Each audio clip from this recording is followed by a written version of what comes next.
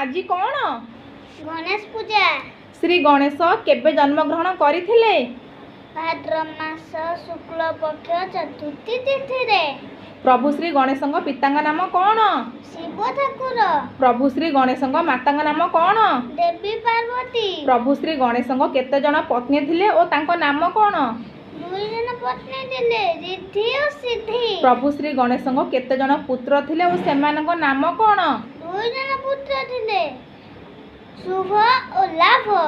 ପ୍ରଭୁ ଶ୍ରୀ ଗଣେଶଙ୍କ ଭଉଣୀଙ୍କ ନାମ କ'ଣ? ଅଶୋକ ସୁନ୍ଦରୀ। କେଉଁ ପବିତ୍ର ଗ୍ରନ୍ଥ ପ୍ରଭୁ ଶ୍ରୀ ଗଣେଶଙ୍କ ଦ୍ୱାରା ଲିଖିତ? ମହାଭାରତ। ମହାଭାରତ ଲେଖିବା ପାଇଁ ପ୍ରଭୁ ଶ୍ରୀ ଗଣେଶଙ୍କୁ କିଏ ନିଯୁକ୍ତ କରିଥିଲେ? ବ୍ରହ୍ମା।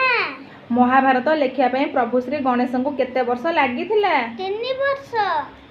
ପ୍ରଭୁ ଶ୍ରୀ ଗଣେଶଙ୍କର ଗୋଟିଏ ଦାନ୍ତ କିଏ ଭାଙ୍ଗିଥିଲେ? ପରଶୁରାମ।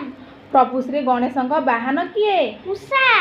କେଉଁ ଦେଶର ନୋଟରେ ପ୍ରଭୁ ଶ୍ରୀ ଗଣେଶଙ୍କ ଫଟୋ ଛପାଯାଏ? ଇଣ୍ଡୋନେସିଆ।